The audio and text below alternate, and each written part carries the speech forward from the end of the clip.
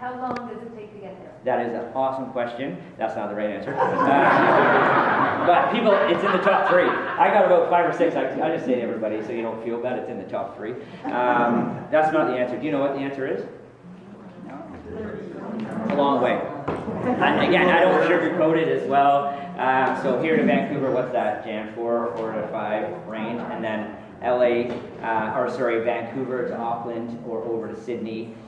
You are between the 12 to 14 hour range, depending on how much he's got his foot down or wind currents and whatnot. It's a long way. Again, that's why premium economy. You know what? This will make you feel better. It's a recent study. The scientists have now concluded every year Australia moves 2 inches closer to North America. So if you want to wait a couple years, you know what? Exactly. It'll be a short haul. No, it is a long. Even those guys paying the $15,000 sitting up front, believe me. And if you don't believe me, go home tonight and spend the night in the closet. They still feel lousy when they get there. No doubt about it. Whether you're in economy, whether you're up front, it is just a long way, but so worth it when you get there. And those people that have been, that's why you're back here, right? Because you're willing to do it again. It's a long way. Still not the right answer. We're over 4 here. Would I be able to see a kangaroo? Similar to the koala question, and I'll get to that, but people ask that question, absolutely 100%, not the right answer. I think I'm going to stop the bleeding here because we'll be here till midnight. One more. One more. What about Crocodile Dundee? What about? Will we see him? Oh, will we see him? No. I've done this 21 years and nobody's ever asked me. You almost deserve a prize. I'm like, it's not a dating service. I don't know. Whatever happened to good old Crocodile Dundee? I have no idea. Oh man, that's a new one. Through my field. I'm not sure. I went to a bar of his once in Byron Bay. That was a long time ago. But that's another story. Okay, and he's videoing. That would not be good. Okay, Sean, I'm going to just tell you. Right?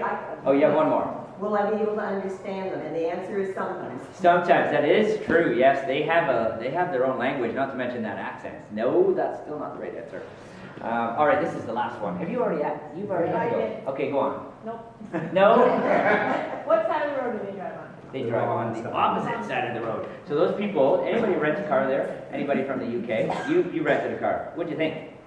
Oh, it was scary. Yes, thank you. I thought you were going to say, you would have spoiled it for me and said, oh, it's a piece of cake. If you look in that Down Under brochure, there are a lot of pages in there that are self-drive. So people will drive, and wing it, I guess, for lack of a better word. There are some stretches. Remember I said up the East Coast is a hot spot, everybody does it? Highway 1, it's a piece of cake. Going up that highway, if you're on the opposite side of the road, it's easy. But believe me, you look at that map, everywhere there's a dot, there's a town, there's a city, there's a hamlet, whatever. They each have 25 roundabouts. Try going in those from the other side. And I don't care how good you are or how confident you are, if we have to do anything instinctively, right, our impulse will pull us to the right every time. So that's why when we put this itinerary together, sit back and let us do the work, don't do it. But I'm really going to be here till midnight if I don't answer this question. Okay, I'm just going to tell you. Nobody gets a backpack. So people over the years, clearly not Burlington people, want to know when they get there and they flush the toilet, does the water go the other way? We'll never get Anybody it. who were there 16 years ago, did you check? You forgot to check. Now you got to go back to check.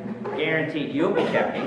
You got the video. That was my second question. Hey, check this out. I'm videoing. Absolutely. It's got to be one of those swirlers. If it's an airport toilet, you'll never know. So I guarantee you it'll go the other way. Okay. So the big 3. So I'm gonna race through some of this. Really, the spiel that I have for you tonight is a bunch of travel tips, but also to get you excited about the destinations down there, and you're going to recognize some of it. So I call these icons the big 3. The first one, anybody watch the Olympics? Sydney 2000, Brian Williams had a desk, beautiful background there of the Opera House and the Harbour Bridge. 2 weeks you could have watched Brian set up shop in front of the Opera House. Sydney, just so you know, is the gateway, right? Pretty much everybody's flying in and out of Sydney. It's not like Toronto. Toronto, to me, is spread out. When you get into Sydney, I should also tell you, you'll be coming in from North America at the crack of dawn.